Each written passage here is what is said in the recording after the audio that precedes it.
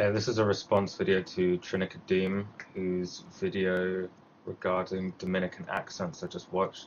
I know you requested people make videos in English or Spanish. Well, I'm going to make this video in English because obviously it's my native language, and although I study Spanish, it still takes me a long time to sort of reach for certain words to try and explain like certain concepts or whatever. So, um, yeah, it would just be easier and more efficient for me to get it out like this. But I really enjoyed your video because actually it touched on a number of things that I myself am experiencing at the moment. I'm looking to do like an intensive Spanish study abroad, and I personally can't decide between whether to go to Spain or Mexico. And I know you've been to Barcelona. I went to Barcelona a couple of years ago as well, and at the time I wasn't studying Spanish, but the impression that I got when I was there was that due to the prevalence of Catalan, that probably Barcelona wouldn't be like the ideal place to go study Spanish. But since that time, I've spoken with a lot of Barcelona residents, and obviously I knew that that the Castellano was a a second language. Everybody speaks Spanish anyway, but I thought that Catalan was so dominant that I don't know, I might get like some influences from it or something, and maybe my Spanish might end up being kind of a mixture of both or something like that. But anyway, since then, yeah, I've spoken to a lot of people who live there, and I've had conversations in Spanish and in English and stuff. And I think, yeah, actually, Barcelona would be a really awesome place to go study Spanish. But as you say, the euro, it's a very strong currency, and compared to the pound, which we use over here, I mean, the two are virtually identical. And even given the fact that I mean, I think the pound is perhaps slightly stronger right now, but even given the fact that I'm living within the EU, which means I don't need to get permission to work and travel and live in a country, live in Spain, for example. When you factor into it, sort of the cost of living and those kind of things, I mean, obviously, I don't think price should be the number one deciding factor when you're choosing where to do your language study. Obviously, you have to have an affinity for the people or the culture or whatever.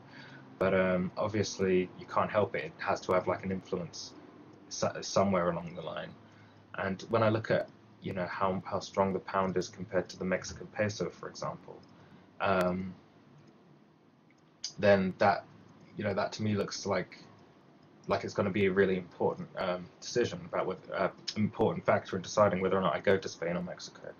And I think it's a really obviously the most important thing is what you do when you're there. It's about how effective the classes are. It's about how much you go out there and use it, how much you study in your free time and things like that.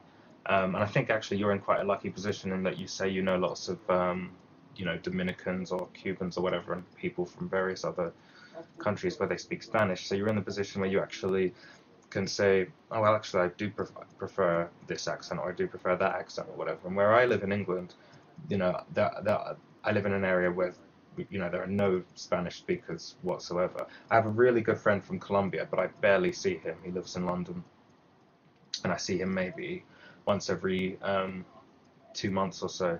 His accent is really nice and neutral and clear, and I do like the Colombian accent quite a lot.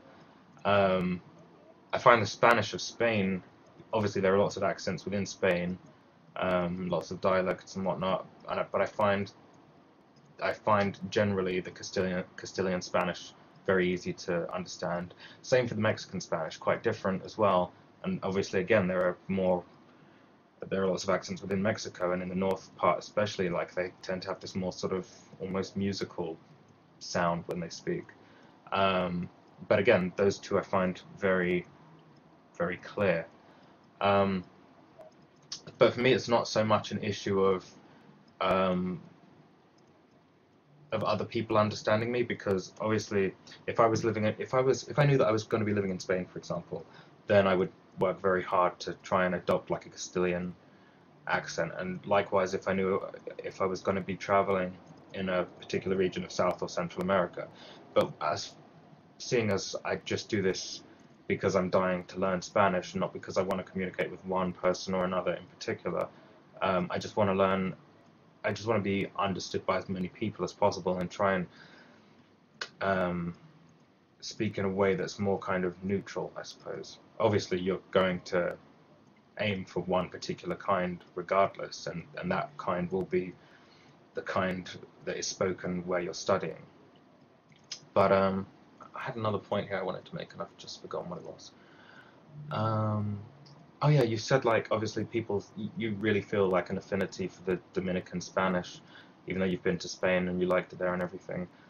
Well, I mean, as obvious as it sounds, you should study, the type that you feel motivated to study, and not be put off by what other people are saying. Obviously, if other people from other South American countries are telling you, um, if Colombian friends or whatever, or Venezuelan friends are all trying to convince you, well, obviously, people are going to have a bias towards their own particular version of the language that they grew up speaking, and that has conditioned their thoughts and whatnot.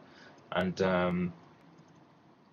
I think everyone, it's a natural thing, that people are going to recommend the variety that they themselves know.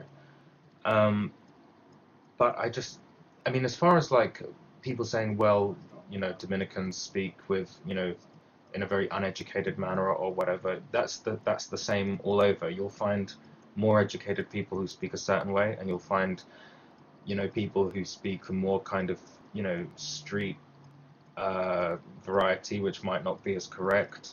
There'll be more slang and differences in pronunciation or whatever. But at the end of the day, I mean, comprehension is the goal, and it's it's still the same language. It still has the same syntax, the same core vocabulary, the same concept, and the same main way of expressing certain things. And I think the differences, even though they're obviously quite clear depending on the region or the area of the world or whatever, they're still kind of, in the scheme of things, I would say they're marginal. Um, so I don't think you would suffer. I've never been to the Dominican Republic, and I don't know any Dominican speakers. Although I have heard, occasionally I've heard the language, like when I've watched certain videos or whatever, I've heard like the Dominican Spanish. But actually, I do know somebody who studied Spanish in the Dominican Republic. I've just remembered. Um, and we've been able to have basic conversations, and that's probably due to my level not um, being so great. But yeah, I just wanted to say that, like, I don't think you should be put off. Like I can never decide, for example, whether I like the Argentine accent or not, the accent of Buenos Aires. At times, I absolutely love that accent with its sort of Italian influences. And then I think, yeah, maybe I'll go to Argentina. And then other times I think, God, what is this? Sometimes it almost sounds like a completely different language. It's so, you know, influenced by Portuguese with the pronunciation and whatnot, and influenced with Italian. And I just think, oh man, that's nothing even close to a neutral version of Spanish. I can't possibly learn that. But yeah, at the end of the day, I really don't think it matters. It's all it's about the experience. It's about the adventure and the journey. And you've got a lot of time to learn the finer points, and and to be able to make yourself understood to different speakers. Anyway, yeah, those are my thoughts about Spanish and Spanish accents, and studying. And hopefully I'll be able to come to a decision pretty soon about where I'm going to go, and whether I do end up in Spain. Madrid is actually where I'm thinking of going, or to Mexico. So yeah, I like the video. Keep up the good work, and I hope you come to a decision quite soon. Thanks for watching.